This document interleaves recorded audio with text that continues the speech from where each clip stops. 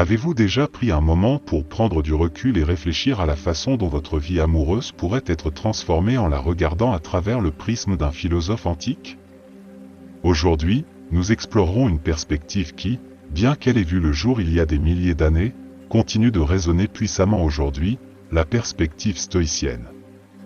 Le stoïcisme, qui est né dans la Grèce antique et a prospéré au cœur de la Rome antique, s'est aventuré au-delà des questions sur la nature de l'univers et le but de la vie. Il a également plongé dans les subtilités de nos émotions et de nos relations.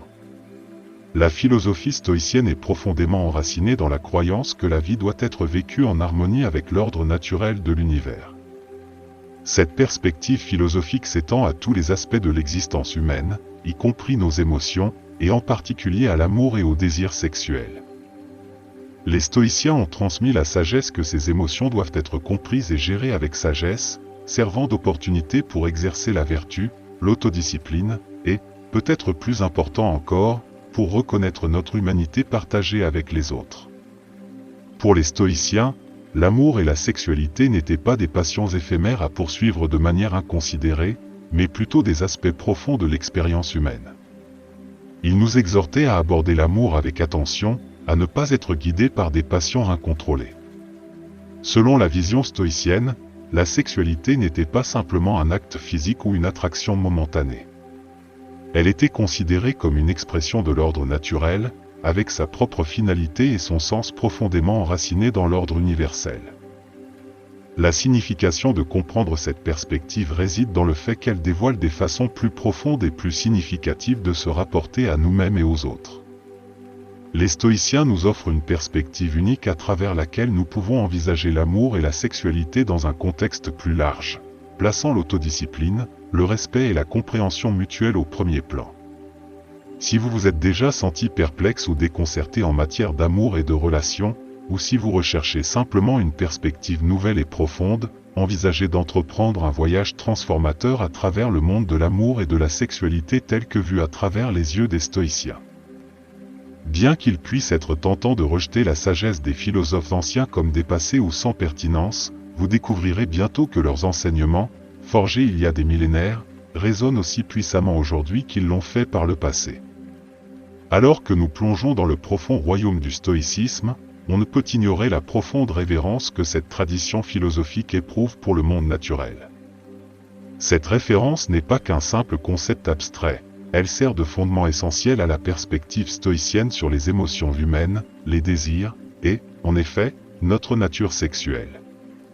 Au cœur même de cette croyance se trouve la compréhension que mener une vie vertueuse nécessite une compréhension profonde de la nature humaine. Les stoïciens croyaient fermement que les humains naissent avec des inclinations et des désirs innés, qui, dans leur essence, sont moralement neutres. Selon leur point de vue, ce qui définit vraiment le caractère d'une personne n'est pas l'existence de ses désirs, mais plutôt la manière dont elle choisit d'agir en fonction d'eux. Ce principe fondamental s'étend même aux désirs de nature plus intime, tels que le désir sexuel. Pour les stoïciens, le désir sexuel n'était pas quelque chose à fuir ou à vilipender, mais plutôt à embrasser comme un aspect naturel et neutre de l'existence humaine. Cette perspective, à la fois éclairée et libératrice, a conduit les stoïciens à voir la sexualité dans un contexte remarquablement expansif, intimement lié au vaste cosmos. Selon leur point de vue, l'ensemble de l'univers fonctionne selon un ordre méticuleux gouverné par la nature, caractérisé par un flux incessant de causes et d'effets. Dans cette grande symphonie cosmique, la sexualité émerge comme une profonde manifestation de la volonté universelle de la vie de persister. C'est une réflexion du rythme et de la mélodie ininterrompue de l'existence, un témoignage de l'interconnexion de toutes choses. Adopter cette perspective stoïcienne nous permet de transcender les limites des attitudes sociétales modernes envers la sexualité.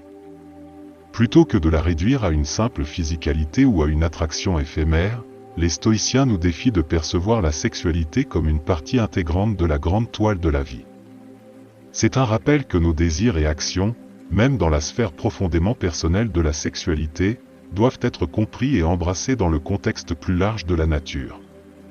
En fin de compte, notre sexualité, comme toute autre facette de notre existence, est une opportunité de vivre en harmonie avec l'univers et, peut-être plus important encore, avec nous-mêmes.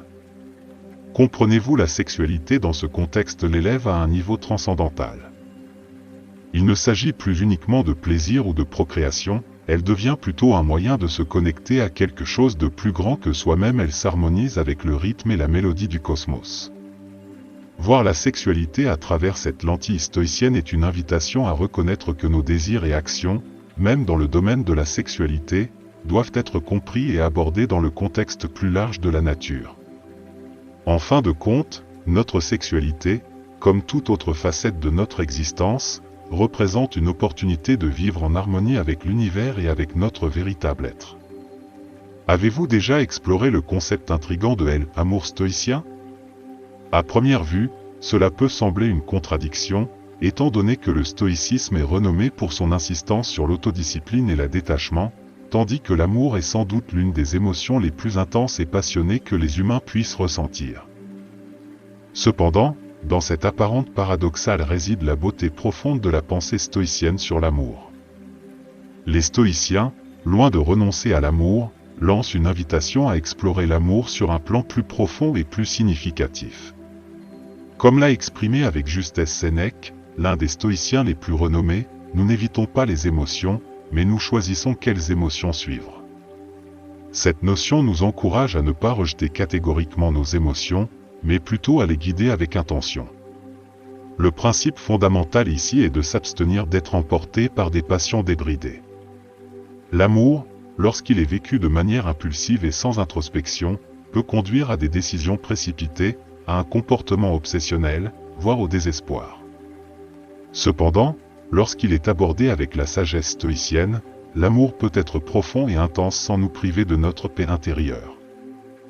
C'est ce que les stoïciens appellent l'amour sans attachement.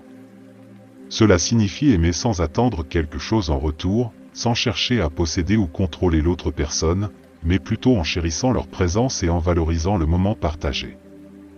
Dans ce contexte, il est impossible de ne pas mentionner Épictète, un philosophe stoïcien qui a offert certaines des idées les plus profondes sur l'amour et le désir. Sa citation emblématique, « Ne demandez pas que les choses se passent comme vous le souhaitez, mais souhaitez qu'elles se passent comme elles le font, et vous aurez une vie tranquille », peut être appliquée au domaine de l'amour. Au lieu de tenter de modeler une relation selon nos souhaits et attentes, Épictète nous encourage à apprécier et aimer les choses telles qu'elles sont. Cela implique de reconnaître l'impermanence des relations, d'accepter la possibilité qu'elles puissent changer ou même se terminer, et pourtant de choisir d'aimer inconditionnellement. Le détachement, dans le cadre stoïcien, ne doit pas être mal interprété comme un manque de soin ou d'affection, bien au contraire, il suggère d'aimer d'une manière plus libérée et authentique. Cela implique la capacité de savourer le présent sans être submergé par l'anxiété quant à l'avenir, d'apprécier la personne aimée sans essayer de la changer, et de comprendre que l'amour véritable n'est pas possessif mais libérateur. En résumé, les stoïciens nous présentent une perspective distinctive et profonde de l'amour, qui mélange une passion profonde avec équilibre et centrage. Elle sert de rappel poignant que l'amour, dans sa forme la plus pure, est une célébration de la vie et de notre connexion avec les autres. Lorsque nous abordons l'amour du point de vue de la sagesse et du détachement stoïcien, il a le potentiel de devenir l'une des expériences les plus enrichissantes et transformantes de notre vie. Explorer la perspective stoïcienne sur le mariage et la famille dévoile une approche unique et stimulante qui diffère de l'accent moderne sur l'amour romantique.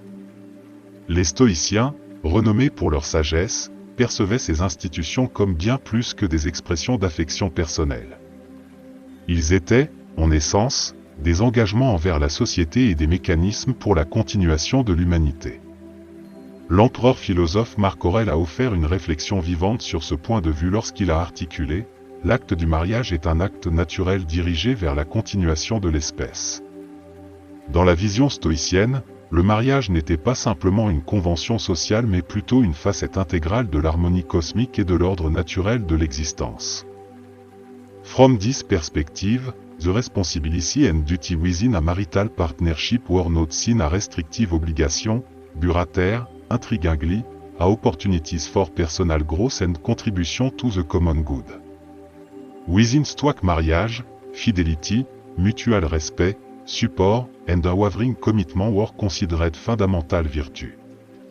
These virtues were not simply a matter of moral obligation, they were seen as the very foundation of a harmonious and fulfilling marital relationship.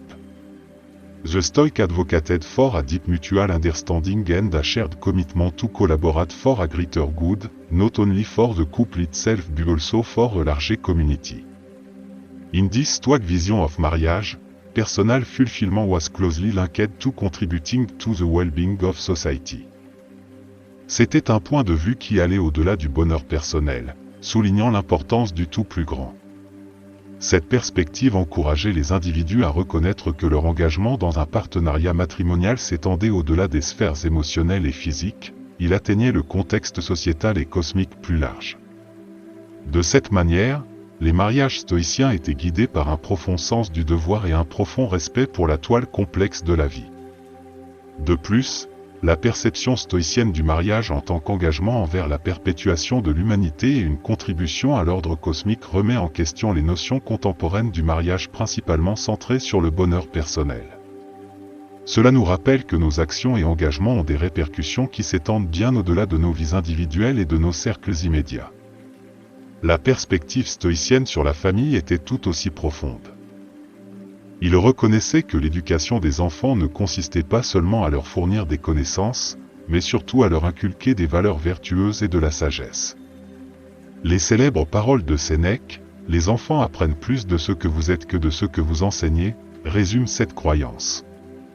Dans le contexte stoïcien, les parents étaient perçus comme les principaux exemples de vie vertueuse, servant de premiers et de plus puissants enseignants de vie pour leurs enfants. L'éducation stoïcienne visait à cultiver non seulement la connaissance mais aussi la vertu, l'autodiscipline et la capacité à affronter les défis de la vie avec sérénité. On attendait des parents qu'ils montrent l'exemple, démontrant les qualités et les valeurs qu'ils souhaitaient transmettre à leurs enfants.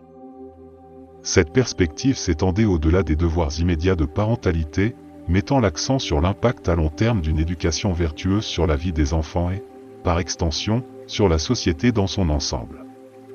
En conclusion, la vision stoïcienne du mariage et de la famille tourne autour de l'interaction de l'engagement envers la nature, la société et soi-même. Il ne s'agit pas uniquement de se conformer aux rôles ou conventions sociaux, il s'agit de vivre conformément à des principes qui enrichissent la vie des individus et de la communauté dans son ensemble. Cette perspective, bien qu'ancienne, continue de revêtir de l'importance dans le monde contemporain, offrant un point de vue frais et éclairant sur la manière de naviguer les relations et les responsabilités familiales de manière épanouissante. Comme Marc Aurèle nous le rappelle avec justesse, ce qui ne profite pas à la ruche ne profite pas à l'abeille.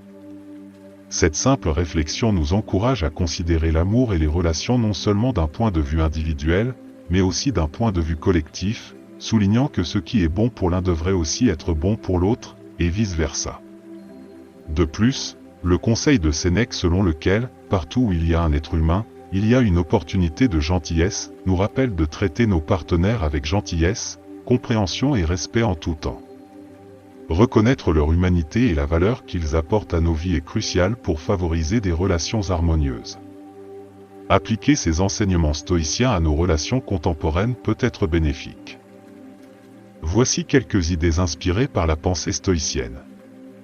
Valoriser le présent, Sénèque nous rappelle que la vie est courte et que nous devrions apprécier chaque moment avec notre partenaire. Vivez dans le présent et ne laissez pas les inquiétudes ou les attentes futures éclipser votre bonheur actuel. Maîtrise de soi, les stoïciens ont souligné l'importance de la maîtrise de soi en amour. Cela signifie ne pas céder à une jalousie infondée, à la colère ou au ressentiment. Cultivez la patience et comprenez que tout le monde, y compris vous-même, est imparfait. Aimez sans attachement, comme l'enseigne Épictète, nous ne devrions pas nous accrocher trop fermement aux choses extérieures, car elles sont hors de notre contrôle. Cela inclut les relations.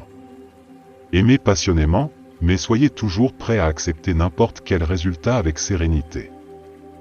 Cultivez la communication, bien que les stoïciens n'aient pas abordé directement la communication dans les relations, ils ont souligné l'importance de la sagesse et de la compréhension mutuelle dans la vie quotidienne.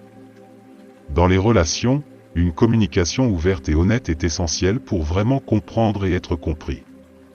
Recherchez la croissance mutuelle, l'amour ne se résume pas à ressentir des papillons dans l'estomac. Il s'agit également de grandir ensemble en tant qu'individu. Comme le dirait Marc Aurèle, chercher ce qui est bénéfique pour les deux et favoriser l'amélioration mutuelle dans la relation. En conclusion, la sagesse stoïcienne nous invite à voir l'amour et les relations d'un point de vue d'authenticité, de compréhension et de croissance. Même si les stoïciens ont vécu à une époque différente, leurs enseignements continuent de servir de guide dans le dédale complexe de l'amour dans le monde contemporain. En embrassant cette sagesse, nous pouvons découvrir un amour plus profond, plus significatif et plus équilibré dans nos vies. En guise de conclusion, je souhaite obtenir votre confirmation d'abonnement à cette chaîne. En adoptant cette sagesse, nous pouvons découvrir un amour plus profond, plus significatif et plus équilibré dans nos vies. Pour terminer, je souhaite obtenir votre confirmation d'abonnement à cette chaîne.